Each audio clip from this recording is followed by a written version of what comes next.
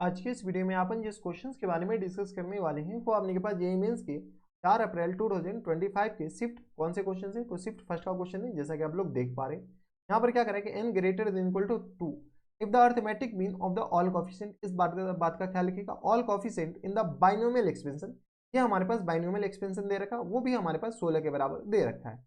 The distance of the point from this, इस point से हमने इस लाइन का डिस्टेंस निकालना है। डिस्टेंस जब भी बोला जाए तो बेटा परपेंडिकुलर डिस्टेंस हमेशा निकाला जाता है। चलो सबसे पहले अपने के पास x प्लस वाई इन पूरी के पावर में आपने क्या दे रखा है 2n-3 के बराबर। सबसे पहले अपने पास इसमें टोटल नंबर ऑफ टर्म्स बताओ। टोटल नंबर ऑफ टर्म्स जो होता है वो अपने पास बराबर, तो जितने पावर है उससे अपने पास एक ज्यादा होता है, तो 2n-3 और प्लस 1 के बराबर, यानी हमारे पास total number of terms 2n-2 के बराबर है। कितना बेटा? 2n-2 के बराबर। अब हमें ये बताओ सम ऑफ ऑल कोफिशिएंट बताओ। इतना तो बता ही सकते हो, अगर नहीं आता तो फिर चुल्लू भर पानी में डूब मरो। तो यहाँ से sum of all coefficient, all coefficient, तो सम ऑफ ऑल कोफिशिएंट जो होगा वो अपने पास put all parameters is equal to 1। तो x की जगह अपने पास क्या पुट करो? 1 पुट करो, और कॉमा y की जगह भी 1 पुट करो, और जो होगा वो हमारा आंसर होगा। तो x और y की जगह 1 पुट करोगे तो ये हमारे पास किस तरह आ जाएंगे बेटा?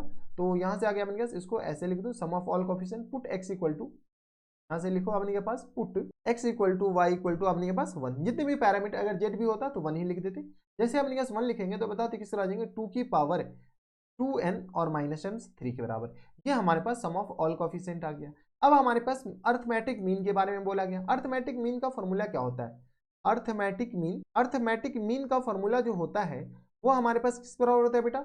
सम ऑफ टोटल ऑब्जर्वेशन और डिवाइडेड बाय हमारे पास फॉर्मूला क्या होता है अपने के पास? नंबर ऑफ टोटल ऑब्जर्वेशन, यही तो फॉर्मूला होता है। सम ऑफ टोटल ऑब्जर्वेशन अपने किस बराबर? 2 की पावर 2n माइनस टाइम्स 3 के बराबर, और नंबर ऑफ टोटल ऑब्जर्वेशन किस बराबर? 2n-2 के बराबर। बेटा ये हमारे पास किसके बराबर दे रखा है?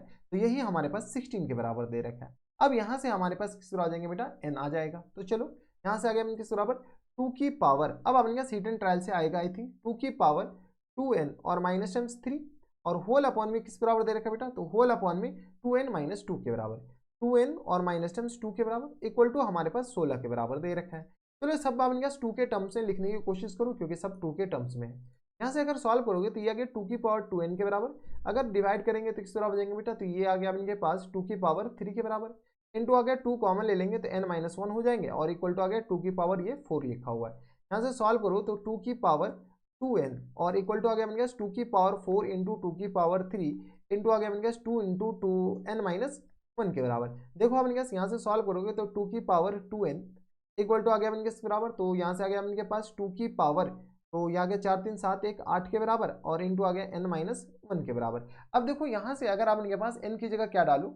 n की जगह अगर आपके पास 1 नहीं डाल सकते हो, 2 भी नहीं डाल सकते हो, क्योंकि आपके पास क्वेश्चन में बोला गया। अच्छा 2 डाल सकते हो। जैसे अब आपके पास हिट एंड ट्रायल मेथड से काम आएगा, क्योंकि एक तरफ एक्सपोनेंशियल है एक तरफ एल्जेब्रिक है। तो यहाँ से n की जगह अगर आपके पास 2 डालोगे तो ये आपके पास 2 की पावर कितना आ जाएगा? 4, और ये आ गया अपने पास 2 की पावर 8। ये अपने पास चलेगा नहीं।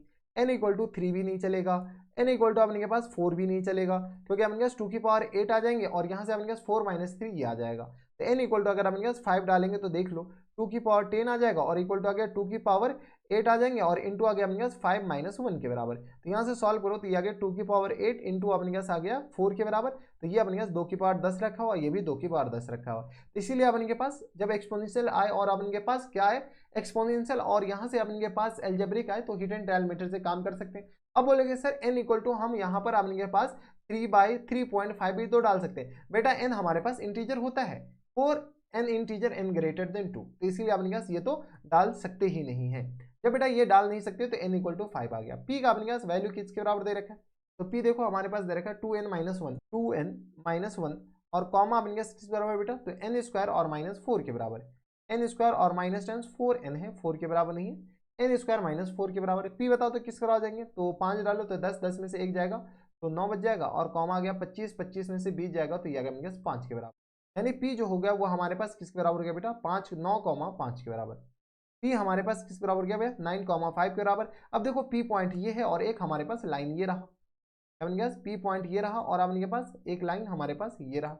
इस p पॉइंट का अपने पास इससे परपेंडिकुलर डिस्टेंस बताना है। लाइन को अपने पास थोड़ा सा टेढ़ा कर दो, ये अपने पास p पॉइंट है, इस p पॉइंट से इसका परपेंडिकुलर डिस्टेंस बताना है। परपेंडिकुलर डिस्टेंस कौन सा होता है बेटा? ऑब्वियस सी बात है यहाँ से लेकर यहाँ तक ये हमारे पास परपेंडिकुलर डिस्टेंस है। तो ये परपेंडिकुलर डिस्टेंस अगर आपने कहा डी के बराबर है, ठीक है, तो ये डी निकालना है कि डी हमारे पास किसके बराबर होगा। इस लाइन का इक्वेशन हमारे पास क्वेश्चन में दे रखा है कितना, तो x plus y minus 8 equal to 0 के बराबर। कितना दे रखा है बेटा इस लाइन का इक्वेशन, x प्लस वाई और माइनस 8 इक्वल टू 0 के बराबर। अब यहाँ से आपने कहा डी निकालो, जैसे आपने कहा डी निकालो इसको यहाँ पर लिख लेते हैं।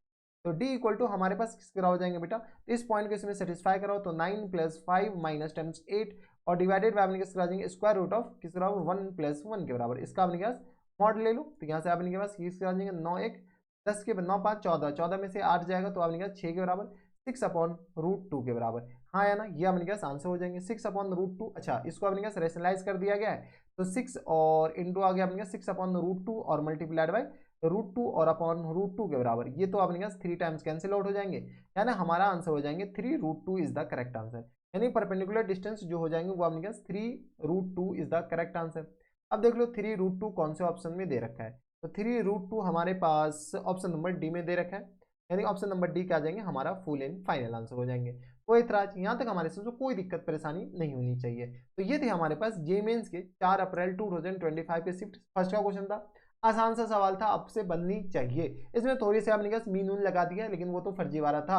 ये तो पता ही है क्लास 10th वाला मीन मॉड मीडियन ये आपके पास, ठीक है। तो बस नेक्स्ट वीडियो में मैं आपसे मिलता हूं नेक्स्ट वीडियो में, तब तक के लिए stay happy stay healthy and good bye.